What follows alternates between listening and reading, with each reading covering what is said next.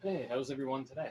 So, I have here that I'm going to open up. I have my first Hornby locomotive,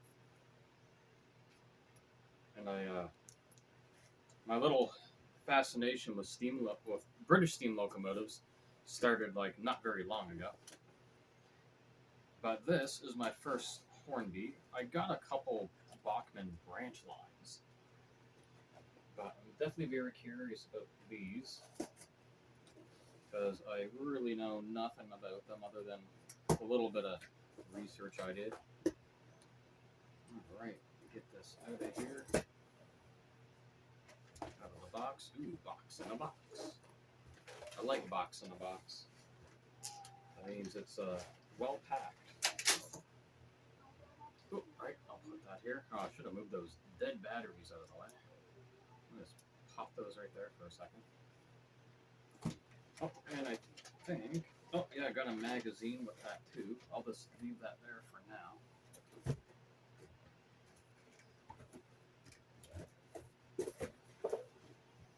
Alrighty, let's see how well this is stuffed in here. Oh, okay, yeah, I'll just get the X-Acto blade going carefully. I want to like, never had a box like this. Let's just, oh, okay. I guess it's a box I'm just supposed to rip right into and not care, I guess. And then the actual box will be inside. Oh well, I'll still use my blade to cut through the tape. So I ordered it brand new directly through Hornby's website. They were on sale.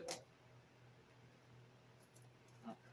Okay, I guess I'm just supposed to have to demolish the box. I can't see any other way. I'm just going into it like Christmas time.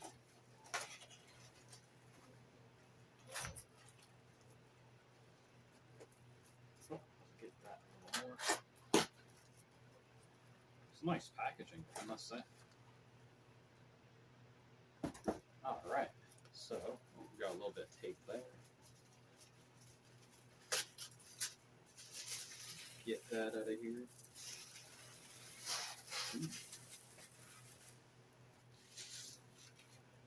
And what I got was a P2 class locomotive, and it is called, the name on it is Cock o' the North, which I keep on wanting to say Cock of the North.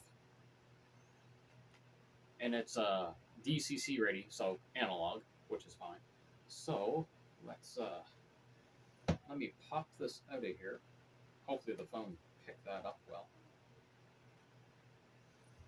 So just I went for the I know they have two. I know they have the railroad run, which is their less expensive run, and then they have the railway series. But I just wanted the, because I never had anything from them before. I'm just kind of, getting a feel, and then I'll order one of their more expensive lines. I'll put the box here. Oh, we got some stuff underneath here. Oh, just some instructions and everything. Okay, that's cool. And it looks like there is some detail parts. Some detail parts there. But let's get the locomotive out of here first. Oh, I should probably move back the Rapido-8 a little bit because I'll have to put Cock of the North up on here. Oh, we got some tape. It's funny because I've been more excited about this locomotive coming than a lot of my other ones, just because it's very different. I don't have anything like it really. All right, I got to bring the X-Acto blade back in. The tape is being a pain in the behind. All right, I'll just pop it open like that, and I'll leave one piece of tape on the other side. And I will pull it out by its paper carefully. It's got half decent weight to it. Looks good. From what I've seen on YouTube, with this particular run of locomotive here, I guess really the only difference between the railway version and the railroad version, which is the railroad version, is the paint. So they put more paint on the railway version. Which, I mean, I like the paint myself, so I'm not really overly concerned about that. But no, I mean, it's definitely not a bad looking locomotive at all. It's got some metal buffers. They're not sprung though, but that's not a big concern to me.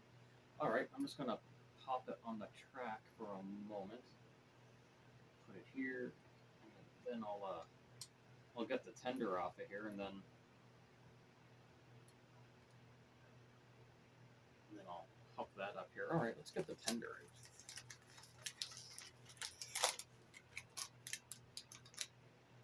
And then we can take a quick look at the detail parts.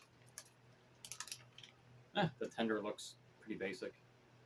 It's got a very simple drawbar, very basic looking tender. Even the railway version of it, it doesn't have any separately applied grab rails on the tender. So it is what it is. I mean, I'm pretty good at making my own, so if I get picky enough, I can make my own, or just a little bit of white paint on the molded in grab rails would be good enough for me, really. All right, so I'm just going to put this back in here, and I'm gonna pause the video for a second, and then we'll take a closer look at this P2 locomotive.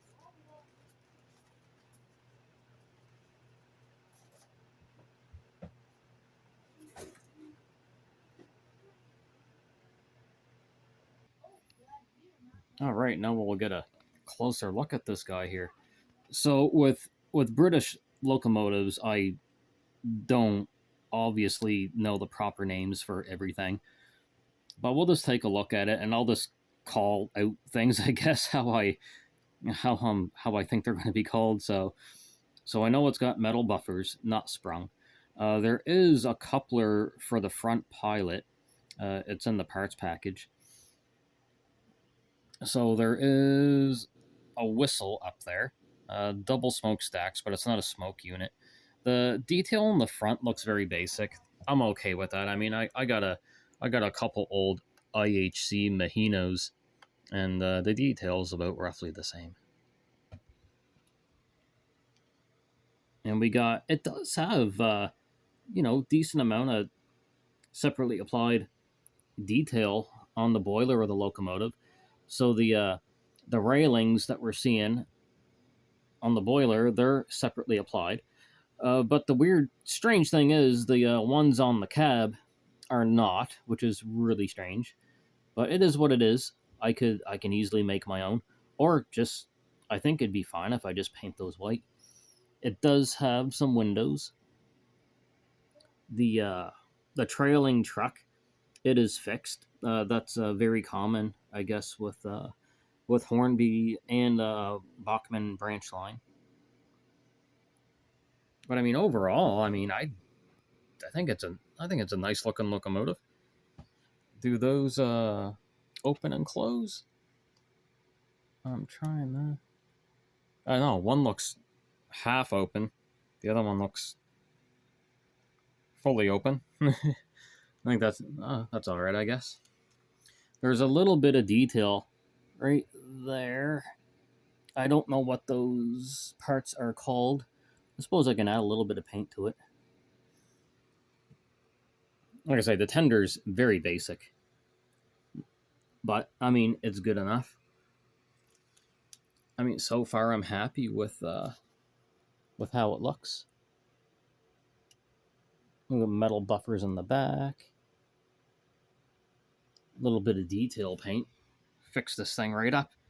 I just wish I knew what all the parts were called on these locomotives, which I do not. The nameplate is just painted on. It's not metal etched. I imagine it would not be too difficult to get a metal etched one. All right, let me just turn cock o' the north around, and we'll take a look at the other side. All right, now we'll take a look, and yeah, it's looking pretty good. And there's looks like there's a little more separately applied detail on this side. This mechanism right here, I'm not sure what that is. I don't know what to call it, but it is separately applied. That's pretty cool. I like that.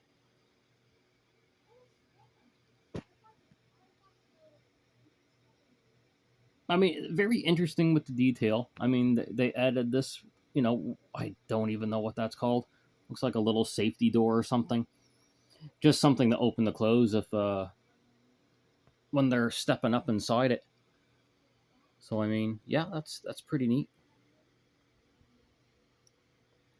Like I say, I just wish I had more names for yous for stuff, but I do not. It looks like there's a little bit of a detail there on the rear trucks.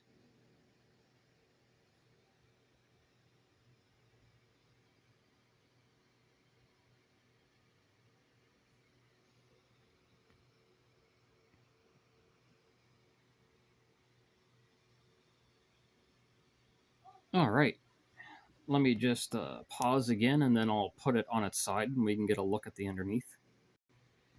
All right. So underneath, oh yeah, it's got some brake detail on it. I mean, that's not too bad at all. I like this. I think this is great. It has flangeless rear truck wheels, trailing truck wheels to help negotiate tighter radius curves. In the parts bag, it does come with flanged if you want to put them on. This part here is definitely all steel, so that's good. That's adding some weight to it. The pilot truck I don't think is sprung, but it is secure. It's definitely 100% secure. And then we got a little bit of detail there on the tender. No tender pickups, but I mean that's not going to be that shouldn't be much of a concern really. But all interesting when I pop it open how the DCC ready system works if there's no wires going into the tender.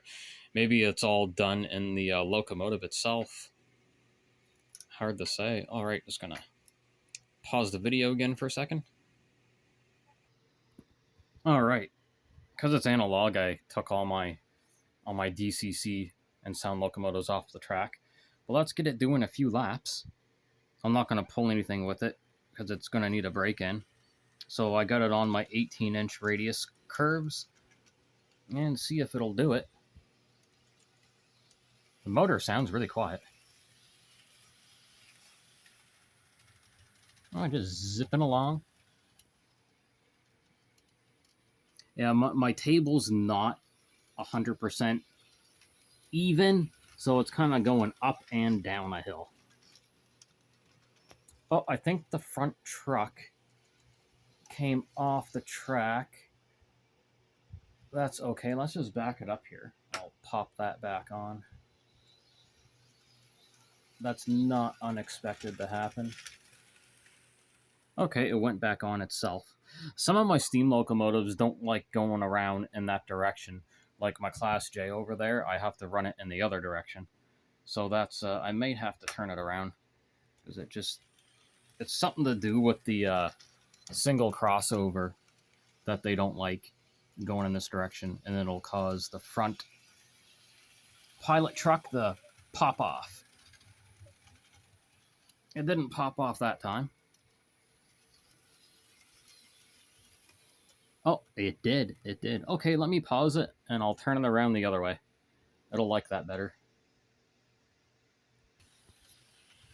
All right, so I might have just been taking it a little too fast, but it'll probably do a lot better on the 22-inch radius. So let me slow it down here, so it doesn't like derail the front pilot wheels. And yeah, no, it's staying on now. Oh, it caught a little bit of air there. Okay, so it's a little picky. So they came up in the air. So there's something uneven over there that I'll have to fix. It's just picky about. I'm not gonna blame the locomotive for that. But I mean, it runs really like it's quiet. I like that. It's gonna need a decent break in. Probably about 15 minutes forward, 15 minutes backwards, like I typically do. So I mean, but other than that, it's quiet. I like that. The power feels responsive. It barely draws any amps to get it going.